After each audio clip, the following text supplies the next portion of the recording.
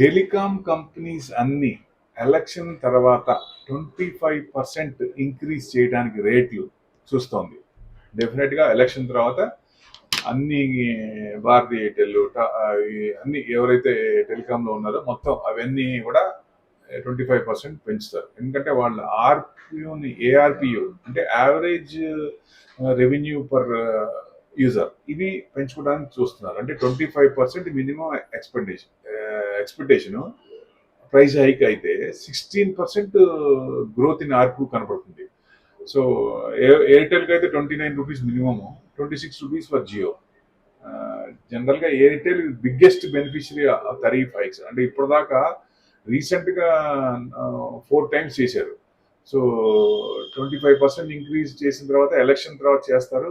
డెఫినెట్గా వాళ్ళకి కంపెనీలన్నీ బాగుంటాయి, కంపెనీలన్నీ ఆర్పు పెరుగుతుంది కాబట్టి వాళ్ళ ఇన్కమ్ పెరుగుతుంది.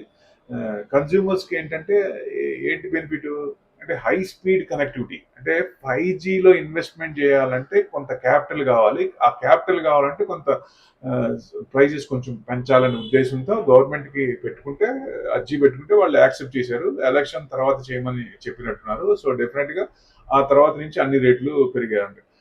కన్జ్యూమర్ అంటే వాళ్ళకు కూడా ఏంటంటే స్పీడ్ ఉండాలా, అండ్ స్పీడ్ ఉండి పిక్చర్ కరెక్ట్గా ఉండి. ఇదివరకు మనం చూసాం కదా, ఒకప్పుడు దూరదర్శన్ గుర్తు చేసుకోండి, ట్రయం తిరుగుతూనే ఉండేది. అక్కడి నుంచి ఎక్కడికి వచ్చాం, 5Gకి వచ్చాం. 5Gలో ఇప్పుడు ఇమీడియట్గా రెస్పాండ్. అదే యుఎస్లో అయితే సెకండ్ అలా కొట్టంగానే బయటకు వస్తుంది. ఇంకా ఇది కూడా రావాలి. Maybe Elon Musk satellite link వస్తుంది. అది వస్తే మటుకు స్పీడ్ అసలు ఎవరు తట్టుకోలేరు, అంత స్పీడ్ వస్తుంది.